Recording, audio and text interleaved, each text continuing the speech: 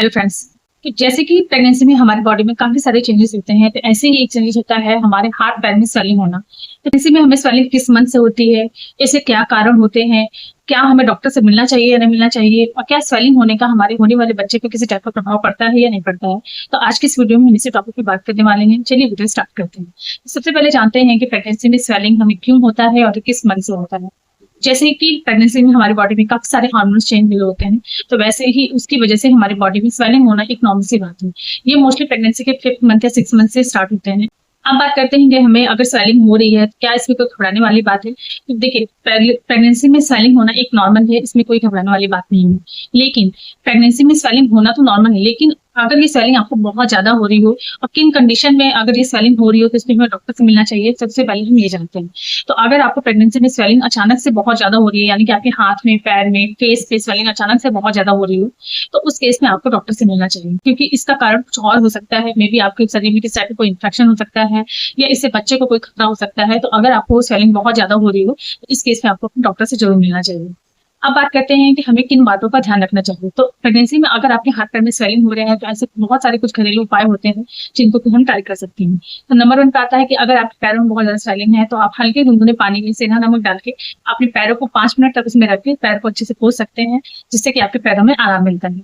Number 2 कि अगर आपको स्वेलिंग बहुत ज्यादा हो रही है तो आप हल्के गुनगुने ऑयल से अपने पैरों की मसाज करवा सकते हैं, या तो मस्टर्ड ऑयल से या तो कोकोनट ऑयल से आप हल्की हल्की मसाज कराते हैं, तो इससे भी आपके पैरों में बहुत ज्यादा आराम मिलता है। नंबर 3, अगर आपको स्वेलिंग बहुत ज्यादा हो रही है पैरों में तो आप पैर के नीचे तकिया लगा के सोएं, यानी कि जो पैर आपको थोड़ा सा ऊंचा करके सोने से भी आपके पैर की स्वेलिंग कम होती है। नंबर 4 है कि अगर आपको स्वेलिंग की प्रॉब्लम बहुत ज्यादा हो रही है तो ये इसलिए भी हो सकता है कि आप पैरों को बहुत देर तक लटका के बैठते हैं। तो कभी भी आपको पैरों को बहुत देर तक लटका के नहीं बैठना है। आप जब भी बैठ रहे हैं तो पैरों के नीचे एक सपोर्ट देके बैठे। नेक्स्ट है कि आपको बहुत देर तक एक ही पोजीशन में खड़ा नहीं रहना है, बहुत देर तक एक ही पोजीशन में बैठना नहीं। ऐसा करने से भी आपकी स्वेलिंग की प्रॉब्लम बहुत ज्यादा हो जाती है, और ये आपको इन बातों का भी ध्यान रखना चाहिए। हम जानते हैं कि हमें ऐसी कौन सी चीजें करनी चाहिए जिससे कि हमें पैरों में स्वेलिंग चीजें करनी चाहिए जिससे कि हमें ये स्वेलिंग की प्रॉब्लम थोड़ी कम।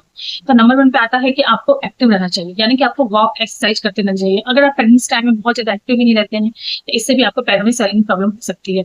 नंबर 2 पे अगर आप बहुत देर तक किचन में खड़े होकर काम करते हैं या कहीं भी ऑफिस में बहुत देर तक बैठ कर काम करते हैं, इससे भी आपको पैरों में स्वेलिंग की प्रॉब्लम हो सकती है। तो आपको इन बातों का ध्यान रखना है कि आपको बहुत देर तक किचन में खड़े होकर खाना नहीं बनाना है, बहुत देर तक आपको ऑफिस में भी पैरों को लटका के नहीं बैठना है, यानी कि पैरों को हवा में करके नहीं बैठना है। आप पैरों को एक सपोर्ट देके बैठे। ऑफिस में बैठ रहे हैं तो ऑफिस के पैरों के नीचे एक स्टूल लगाकर बैठे। नेक्स्ट है कि आपको अपने हाइड्रेशन का भी बहुत ज्यादा ध्यान रखना है।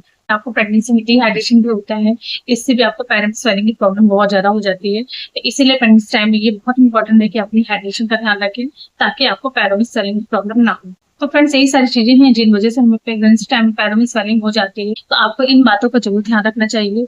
और एक चीज और कि अगर वो स्वेलिंग आपको बहुत ज्यादा हो रही हो, साथ ही उससे बहुत ज्यादा आपको इचिंग भी हो रही हो, बहुत ज्यादा स्वेलिंग भी हो रही है, ये किसी और चीज की वजह से हो सकती है, ये आपको खून की कमी की भी वजह से हो सकती है, ये आपको डिहाइड्रेशन की वजह से भी हो सकती है। तो इस टाइम में आपको अपने डॉक्टर से इमीडिएट मिलना चाहिए, आपको डिले नहीं करना चाहिए। ये इससे आपके होने वाले बच्चों के लिए खतरा हो सकता है। तो आई होप कि वीडियो आपको अच्छी लगी हो। वीडियो अच्छी लगी हो तो वीडियो को लाइक करके चैनल सब्सक्राइब कर दे, बेल आइकन प्रेस कर दे, ताकि आपको पहले से सारी वीडियो